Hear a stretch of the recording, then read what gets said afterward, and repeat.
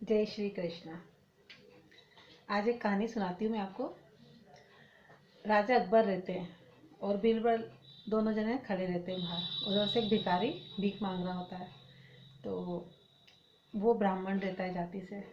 तो जो अकबर रहता है वो हंसी उड़ाता है, बीरबल से कहता है, देखो तुम कहते हो ना ब्राह्मण ब्रह्मा का मुख होते हैं, ब्राह्मणों में इतनी शक्ति होती है, इतना तेजस्वी होता है ब्राह्मण, और सबसे बड़ी जाति में ब्राह्मण होता है।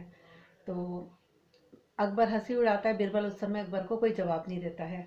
फिर उस भिखारी के पास जाता है और भिखारी से कहता है कि तुम ऐसे भिक्षा क्यों मांग रहे हो, भिख क्यों मांगते हो। तो भिखारी कहता है, मेरे पास कोई रोजगार नहीं है और अपनी गृहस्थी का पूरा पालन पोषण भरण पोषण करने के लिए मैं भीख मांगता हूँ।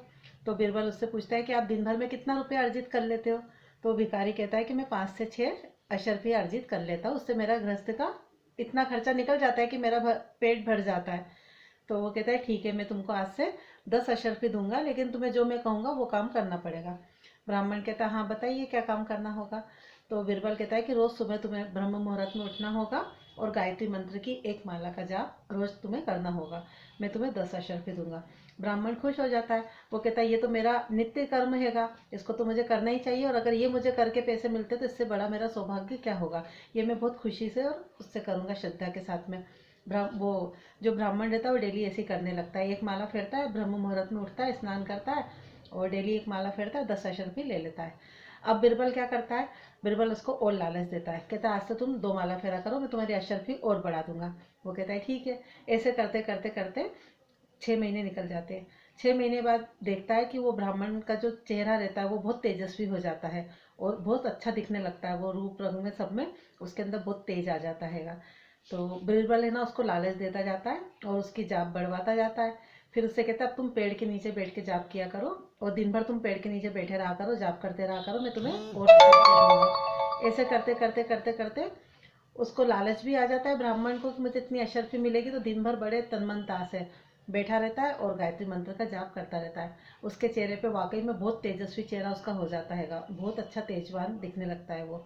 उधर से जनता निकलती है, उसको देखते ही आकर्षित हो जाती है और कहती है, अरे ये कौन है तेजस्वी, इतना कौन महापुरुष है जो इतना तेजस्वी है, पेड़ के नीचे जाप कर रहा है। सब उसके चरण स्पर्श करने लगते हैं, नगर में चर्चा होने लगती है। सभी नगरवासी कुछ ना कुछ भेंट ले लेके उसके चरण स्पर्श करने आते हैं। उसकी महिमा चारों ओर फैलने लगती है, सब जगह उसकी कीर्ति का गुणगान होने लगता है, उसके तेज का चारों तरफ उसके तेज की बड़ाई होने लगती है। धीरे धीरे खबर राजा के पास पहुंच जाती है। उसके पास इतना धन आने लगता है कि अब उसको है ना जो बीरबल अशर्फिया देता था उसका भी उसको कोई मान नहीं रहता है, और उसका लालच भी धीरे धीरे पूजा पाठ करने के कारण समाप्त हो जाता है। तो वो बड़ा खुश होता है कि अब उसको पैसों का भी लालच नहीं और उसके पास कोई कमी भी नहीं थी। बहुत उसके जो भी व्यक्ति आता, कोई हीरे मोती रत्न अशर्फिया ले लेके उसके चरण स्पर्श करने आता ही था, उसके पास ढेर लग जाता है, धन दौलत की उसके पे कोई कमी नहीं रहती है। और बीरबल का दिया हुआ धन तो उसको बिल्कुल ऐसा लगता ही नहीं कि वो उसे धन दे, वो अपनी पूजा पाठ में लीन हो जाता है। उसका तेज वाकई में बहुत तेजस्वी हो जाता है वो ब्राह्मण। अब अकबर पे ये खबर पहुंचती है तो अकबर कहता है कि बीरबल से, चलो यहाँ पे कोई महापुरुष आए हुए हैं, अपन उसके दर्शन करने चलते हैं। उनका सुनने में आ रहा है बहुत तेजस्वी महापुरुष है, ब्राह्मण देवता है, कोई बरगद के पेड़ के नीचे बैठे हैं। बीरबल कहता है, ठीक है जी महाराज, जैसे आपकी आज्ञा, चलिए। तो राजा बड़े बड़े थालों में सोना अशर्फी हीरे मोती सब लेकर और उसके चरण के लिए चरण स्पर्श करने और दर्शन करने जाता है। अकबर जाता है और कहता है, देखा बीरबल कितना तेजस्वी पंडित हैगा, कितना तेज है इनके चेहरे पर। तो बीरबल हंस देता है, बीरबल हंस देता है। तो राजा कहता है कि क्यों, मैंने क्या ऐसा गलत कह दिया जिसके लिए तुम हंस रहे हो। तो कि महाराज आप इसको गौर से देखिए, ये वही ब्राह्मण है जो कुछ दिन पहले आप इसकी हंसी उड़ा रहे थे और कह रहे थे कि क्यों बीरबल, ब्राह्मण का मुख तो ब्रह्म मुख होता है और ब्राह्मण तो सबसे बड़ा होता है, और देखो ये कैसे भिक्षा मांग रहा है। कि महाराज ये वही ब्राह्मण है। यदि हर ब्राह्मण अपनी महिमा को पहचाने और पूजा पाठ करे और सात्विक भोजन करे तो हर ब्राह्मण के मुख पे ऐसा ही तेज आ सकता है। ब्राह्मणों को अपनी गरिमा नहीं खोनी चाहिए, जिसको जो जाति मिली है उसी के अनुरूप अगर वो कार्य करे और पूजा पाठ करे तो उसका फल ज़्यादा मिलता है।